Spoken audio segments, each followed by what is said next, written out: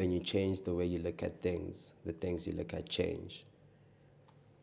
And that for me was literally the one thing that changed my whole life. Because I could be in a situation, I could focus on the negative, but I could also focus on the opportunity of getting myself out that situation. And if I get myself out of that situation, then I can create more opportunities to get more people out. From Kona Juda and Debia, Imon Msindi Swesi, Umvelisen Mhlongo Melis Wesidwe, formerly known as Wazi Madonsela, bringing you a show about creative entrepreneurs live from the landmark that not only birth SA street culture, but also formalize the street hustle.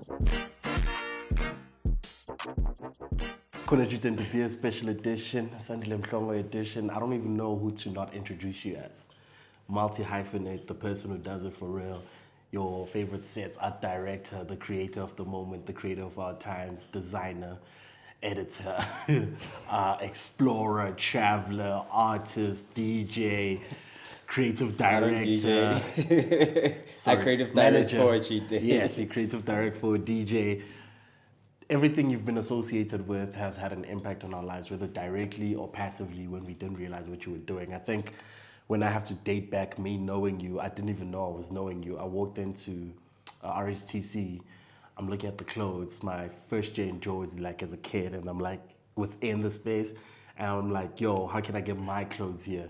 And you were like, yo, just if they dope, we take them, just bring them. And I think that was probably some of the most empowering words I ever heard, because from that, I go to fashion school. From that, I make the collection. From there, we do the lookbook. It's never released, but the idea was instilled in me that, yo, I can do it. Shout out. How are you doing today? I'm blessed, bro. I'm blessed. What's your journey been like where you keep empowering niggas passively? Because that's part of your nature.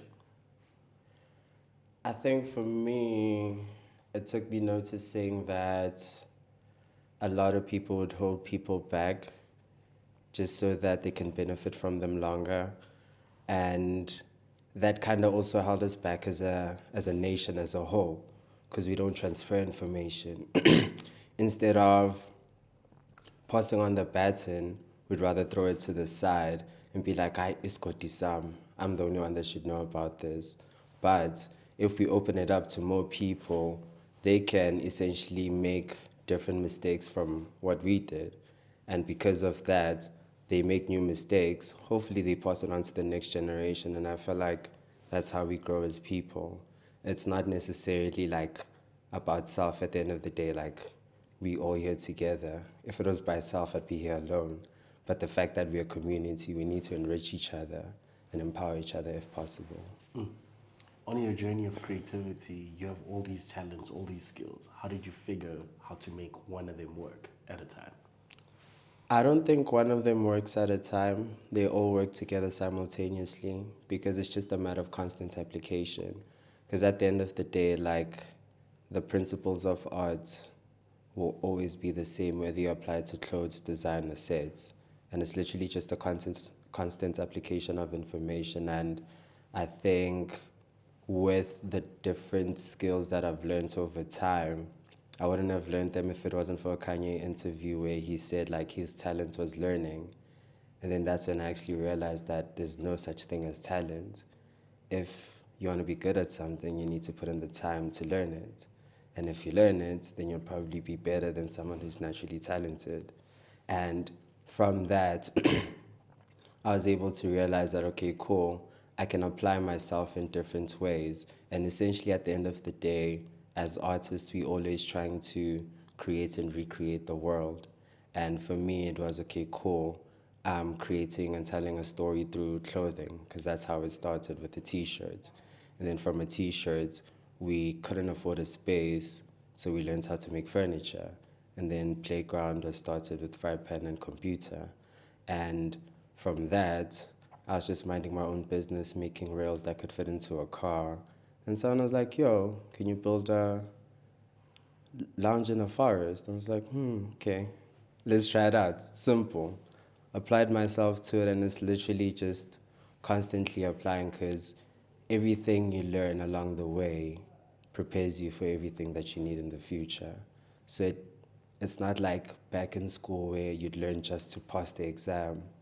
Like literally learning in real time, you're able to apply those to different things. And if you give it time, that's what kind of would allow it to make sense over time. Because when you look back, you see that, okay, cool, that's why that had to happen for me to be where I am today.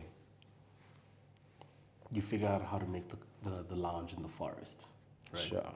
How do you figure the pricing around that? Because a lot of us, we learn, right? We learn in our bedrooms, we learn in our homes, we learn in our schools, but we never know how to transfer that learning into the business aspect of things. I would say, for me personally, the one thing that's worked out for me was learning a principle when I was young that you don't actually work for money and money works for you. And in that process, money was like the last thing on my mind. More than anything, I wanted to figure this thing out. And because of that, I was able to put myself in a position where, like, when you start with something, you won't always get paid. And it's essentially kind of investing the 1,000 hours in moments where you can to essentially build a portfolio that will allow you to charge while actually also learning in the process how things work and how to charge. Because in that case, I could only apply the knowledge that I knew from furniture that, okay, cool, I need wood, I need that, I need that, I need that.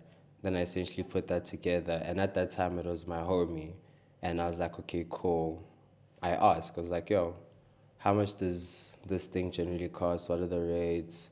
And more than anything, I think figuring it out first and building your portfolio is like the most important thing, because if you're going to constantly like look at money as a thing to sort of like motivate you, you won't necessarily be open enough to learn.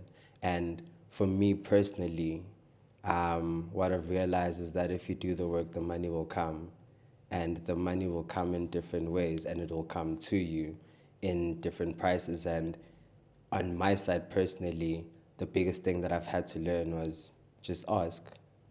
And a lot of the times, the people in our industry won't actually even tell you. So you'll consult with Google. Google will tell you a rough estimate, and you gotta you gotta get a few scratches full of the bike, because some of them will screw you over in terms of budgets over time. But in the beginning stages, money should be the last thing on your mind. As long as you could cover your basic costs for the whole project and even get yourself there and you're not losing money, you should be open to learn. How would you say to one of the kids at home who are talented in all these spheres, how would you say they should start tapping in and honing in their skills to finally get the umbrella one that runs the day to day to trickle down and everything else? Um, as time goes, you realize that there never actually gets to be an umbrella one. And it just depends on the route that you choose to take. But as a freelancer, I remember interning at the Bread, and Nick had told me, like, he had given me advice on how to freelance. And at that moment in time, that was like a really, really dope internship, because I had to do the hours for school, but they allowed me to do a business plan for my own personal idea within the internship. And for someone who has the skills and who has the ideas, it's literally just starting with that first idea.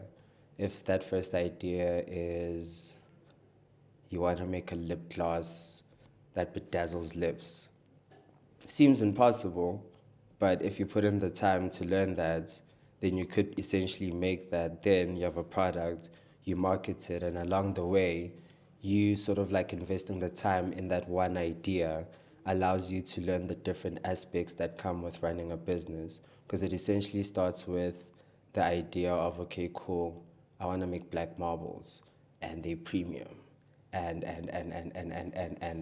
you essentially make that marble first. Then once you have that marble, you walk around with that marble and you're like, yo guys, look at my marble. People will be like, oh, that's a pretty marble. How much? You sell your first marble. Then after selling your first marble, now you have to make more. And by making more, now you have to learn how to market and manage a budget. And I think by investing yourself in that one thing that you're thinking about right now that feels far, but you could essentially try it out. It doesn't have to be perfect at first, but the fact that you can create it and make it and someone else can see it makes it a lot more easier for you to get to that umbrella that would sort of like kind of run your day to day, because maybe you started off as making marbles, but then you end up being a marketing director because of how you marketed your marbles. Or in that process, you end up being an art director because of how you told the story of these marbles. So that one idea that you have right now that you're thinking of doing is that domino that would literally trickle everything down. And for me, it was a t-shirt. I was just minding my own business at school in grade 9, and I learned about irony. And I was like, huh. And in that moment, it was when like yellow bones are like a thing. And then my first brand is actually Villain. And we made this t-shirt that had an eye, a heart, and a bunch of yellow bones at the bottom.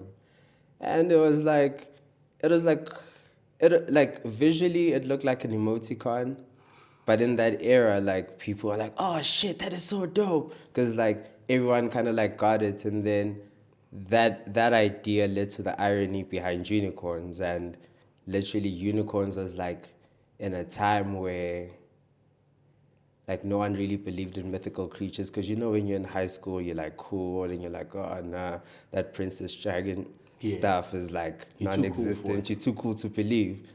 And then it started off as like an ironic thing, like let's call ourselves unicorns. And it was like, isn't that a bit gender neutral? And it was like, yeah, but that's the point. And from there, unicorns became a crew inspired by Tumblr. We dressed really well.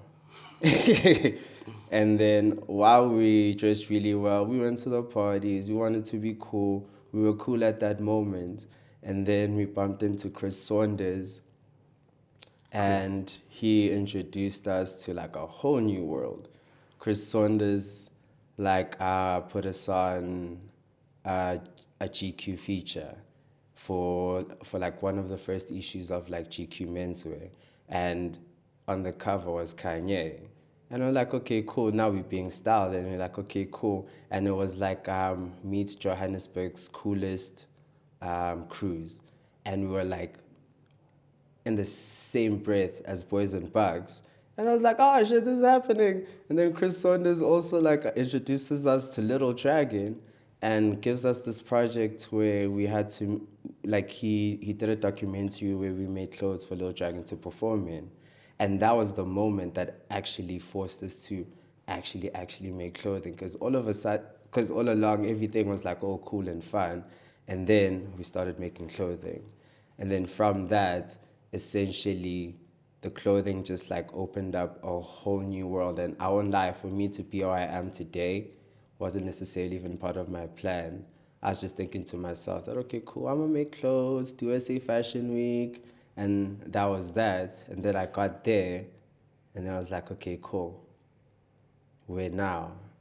And then it just kept on. It just kept on. And and basically like from that one root idea, it'll unlock like the whole world to you, and it would and because you're forced to actually learn the skills of how to sell this thing and make a living out of it, those skills will in turn be that, how can I say, They inform the product.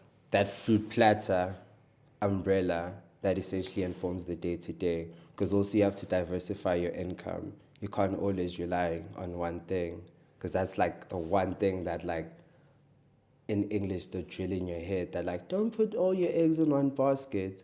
And if you really, really would like to essentially get to that point, it's just a matter of like starting with where you are, what you have, and that one idea. And that seed will give you an oak.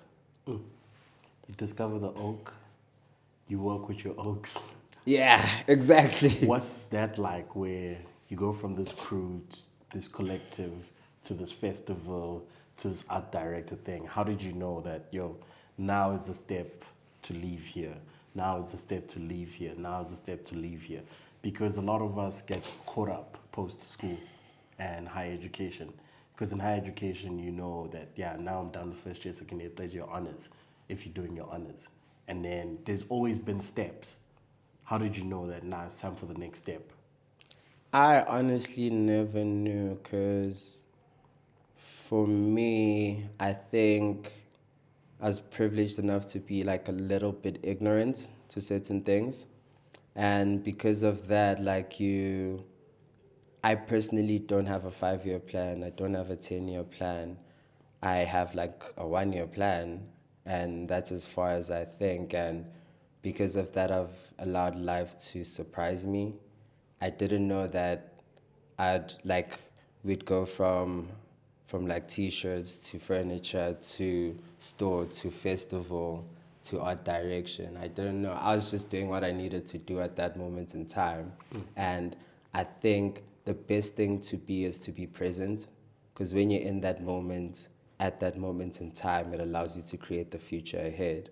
Because if you focus too much on the future ahead, then it kind of distracts you from being here and now.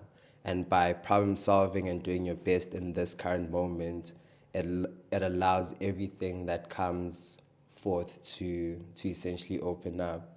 And I'd, I'd literally say like it's something that's worked for me. And by allowing yourself to be open, to be surprised by life, you essentially get to experience opportunities that you have never thought you would. Because if you stuck to the plan, then that's how you essentially get stuck in those moments. Because you're like, okay, cool. Like life will be like, opportunity be knocking, and then you're like, yeah, I see that, but it's not part of my plan. Because I could have literally been like, opportunity was like, yo, let's make furniture. And I was like, no, man. If I was like, no, I'm too focused on making these clothes, then I wouldn't. We actually wouldn't be here in this moment in time. How do you make peace with those things, though? Because now you've seen how opportunities led you this far. How do you make peace with the idea that, maybe if I had doubled down on the furniture, we'd have a warehouse for the furniture or a warehouse for the clothes?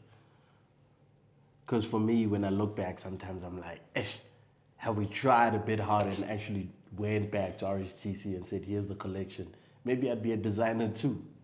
Yeah, but also you have to consider the fact that you did the best that you could do at that moment in time. And that's what needed to happen for you to be here today. And by allowing yourself to let go of everything else and be in this moment right now, you can appreciate that, okay, cool. You making the lookbook and not bringing that collection to RHTC kind of like allowed you to pivot into a space where it's kind of allowed you to tell people stories. And looking back, it probably would be like, you look like there's that movie, Everything, Everywhere, All at Once. And also right now there's a series on Apple TV called Dark Matter. And every choice that you make kind of lives a life of its own. And this version of you currently is on this path of life. And it's just a matter of opening yourself up to appreciating that, okay, cool, I could have done that, but nothing's actually stopping you from still doing it. Because you still got breath in your lungs, your heart is still beating. You still can do it. So it doesn't really help looking back and thinking, yo, we could have won more awards. We could have been making furniture. We could have been in You Valance. could have been the hey neighbor. Exactly, but it didn't happen. And the fact that it happened, I guess we'll never know. We're here now. And right now is actually better than what I thought could have been, you know. Because I didn't think that I'd do half the things that I'm doing today and even work with half the people that I'm working with today. How important has travel been in you as a creator? Because you're one of those few people that I know that they're always exploring the world. Yeah, it changed my life, bro. It changed mine and Mahuta's life, bro, because we were helping Ricky Rick at the store for the first Cotton Eaters pop-up. And that's when he actually broke it down. They're like, nah, guys, like, you know, traveling is not as bad as you think. And they were like, nah, Patrick, for sure it's like hundreds of thousands. Then he was like, yo, guys, like, y'all literally probably spend traveling money buying bottles in a club in one weekend. And then I was like, nah, dog. Then I was like, trust me, try it out. Then we went online, Google. Actually realized that traveling was cheap. Went to China. Yeah. That's where the game changed for you. Yo, dog. That's where the game fucking changed. Because, like, you get to experience, like, a different way of life, a different climates, different people. They don't speak the same language as you, but you learn to transcend boundaries just of vibe, sign language, and Google Translate. And being in a space where you see how diverse the design in just the streetwear is, and coming back and thinking when you're back home that, like, okay, cool, the internet is so big, it is so big, but somehow we still end up sourcing from the same pool of references. Yeah. And I think me going out allowed me to expand my references and expand my creativity in ways beyond my imagination, because you don't know what you don't know until you know it. And it's only through experiencing something and seeing something you can have a reference, and that opens up like a different portal in life, because like now my references are huger because I got like 15 Chinese brands that I could reference from if I need to. I don't need to be referencing from Off-White, Supreme, like everyone else. Exactly. Now there's like different routes I can go into, and that constantly like expands my mind, and it's allowed me to also meet certain opportunities halfway, because you know you have these dreams of like, oh man, it would be dope if, it'll be dope if, it'll be dope if. And if you allow yourself to invest in yourself and travel, then it kind of allows you to expand your mind further, because you go into spaces where, because of how people act or treat each other, that essentially changes your way and approach and perspective, and your perspective grows even like wider. And by doing so, also in terms of branding, your brand positioning kind of works in your favor also, because it's essentially one of those things where travel in South Africa is seen as a luxury, and most people can afford to travel, they just don't know how to. And because it's perceived as a luxury, your brand positioning now becomes, oh, Sandile, streetwear designer, art director, international artist type situation. And that also allows you to meet and connect with people in different countries, and essentially also not just grow yourself but also your business. And I really see traveling as like paying school fees. It's like, for me, I get paid to go to school every day, and then I travel, and then I pay for travel to actually get more information on the school that I'm actually doing back home. And that kind of makes me a better artist and gives me an advantage than most artists, because not many people know what's out there. And it's a strategy that I've realized that a lot of people in business kind of use. They'd go out, especially restaurants, they'd go out, taste, experience the vibes, then come back and bring you a Mediterranean situation. Then you're like, oh, wow. Crazy. Then they go out and they bring you back the black burger. Then you're like, oh, crazy. I never seen this before. It's just food coloring. Exactly. Yeah. Exactly. And I think it's just one of those things that allow you to reference from the world, because not everything makes it on the internet. Or if it does, you wouldn't necessarily have the vocab to search for it. How important has perspective been in your pursuit for ultimate creativity? Because from what I've gathered from spending time with you, your thought process, your pursuit is ultimate creativity and actually exercising all these thoughts that you have. I wouldn't say it's ultimate creativity. I think for me it's literally just expressing everything that is happening in my mind right now, because I've learned to realize that the thoughts that come to you and the things that you do don't just come to you alone. They come to people as a society, and they go to different people, and whoever decides to express them kind of gives it a voice for people to understand how they're feeling. And for me, perspective was like a really, really important thing, because that's what changed my whole life. I was watching this TED talk about quantum physics, and the basic rule of quantum physics is when you change the way you look at things, the things you look at change. And that for me was literally the one thing that changed my whole life. Because I could be in a situation, I could focus on the negative, but I could also focus on the opportunity of getting myself out of that situation. And if I get myself out of that situation, then I can create more opportunities to get more people out and sort of like kind of introduce them to a new perspective. Because it's not that the things you want aren't there. They are there. It's just that you looking at them from a point that you can't get them. And when you think you can't reach it, then you'll never reach it. But if you take a chance and you jump off the ledge and you reach, you might touch it. By that Porsche. Exactly. Just change You your might touch perspective. it, bro. You might touch it, bro. Because also, pila like one, in fact. How does it feel to then, you go into these different fields? Creative directing for a DJ, Buso Belang. Because you've done the clothes, you've done the art direction, now you're presenting as an artist in the gallery. How does that work? How do you feel starting from ground up? Because your credentials are there for everything else, but here, you're a newborn. Because a lot of us, we also afraid, because once we master, it's like, dog, I just podcast. I don't want to design. This is what I do. This is what I'm known for. And I was having a conversation with a homie. I was like, it was crazy because sometimes I feel like we're having conversations and we're teaching ourselves whilst trying to express something to someone. I was like, It's exactly that. It's crazy that you keep saying you can't leave video format and go back to blogging because people already know you for that. And I kept saying to him, which people?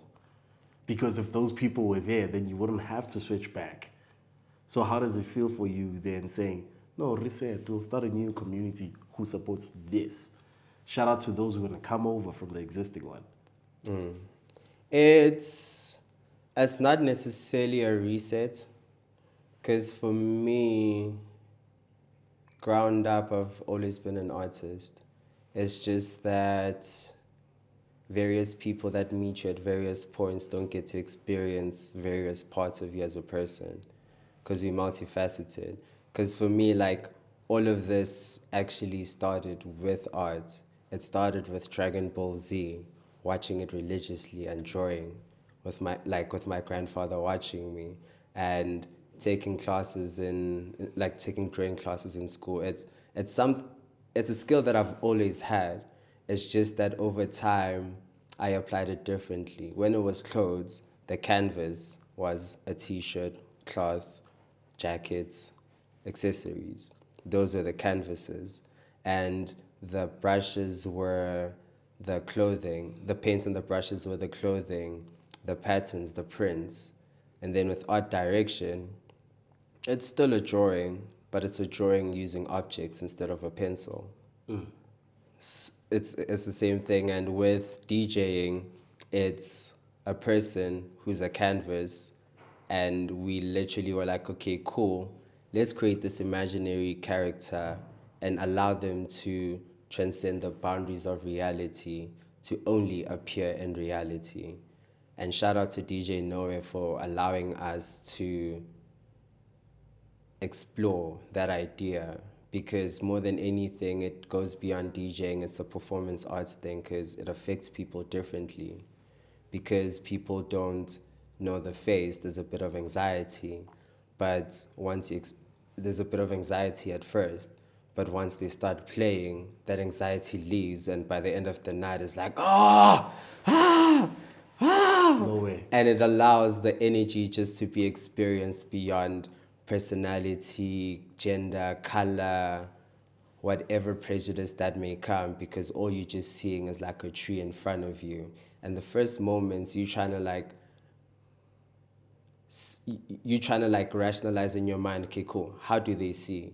They can't see. Am I really seeing this thing? Okay, cool, that doesn't matter. And then you're like, okay, cool, I'll probably ask them after to see what's happening. Literally right after the performance, disappear like they were never there. And it's sort of like kind of part of like a performance arts aspect, and it's essentially applying the same rules but into performance arts. And coming into Busobelanga, it's the same concepts and principles that were in unicorns. And we do that through installation art, and we sort of like use art and various studies of rituals and routines that allow people to actually believe in themselves or experience something magical. And that's why also with Buso Belanga's artworks, they are very performative. They allow the audience to actually finish the artwork because it's literally something that you can't experience passively. If you just look at it, you'll pass it and you won't see the magic.